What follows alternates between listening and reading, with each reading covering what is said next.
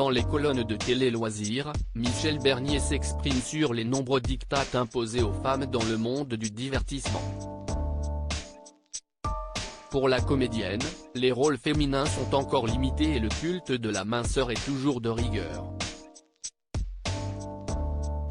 Nombreuses sont celles qui se sont exprimées sur le sexisme dans le cinéma et les différentes épreuves auxquelles elles ont fait face durant leur carrière.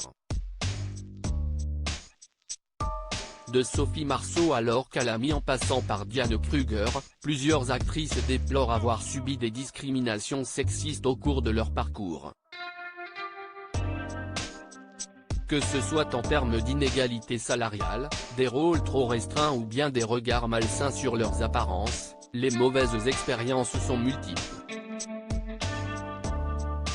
Certaines, comme Cécile Cassel, alias Olysses, ou Émilie Ratajkowski vont même jusqu'à abandonner leur rêve de comédie. Interviewé par Télé Loisirs, Michel Bernier ne fait pas exception. Dans les colonnes du média comme dans son spectacle Vive demain, diffusé sur C8 le 17 juin 2023, la comédienne active depuis le début des années 1980 dénonce le jeunisme, fait de privilégier la jeunesse, les nombreux diktats imposés aux femmes dans le monde du divertissement, ainsi qu'un profond manque de représentation de ces dernières à l'écran. Pour la jurée de Masked Singer, les personnages féminins restent encore particulièrement limités et imposent à leurs interprètes de conserver une jeunesse éternelle et une ligne impeccable.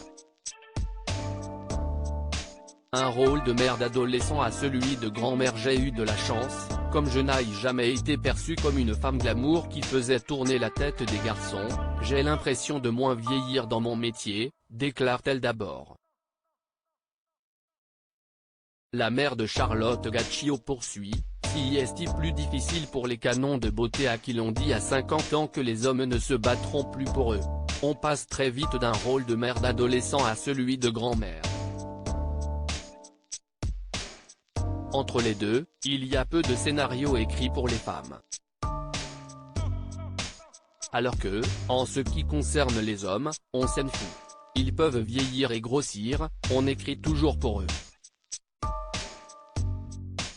Plus loin, celle qui s'insurge régulièrement contre le culte de la minceur indique « Je voudrais encore être une femme aimable et appréciable, même si je ne rentre pas dans du 36. Être maigre ou mince pour être heureux, si est-il une fausse idée du bonheur. »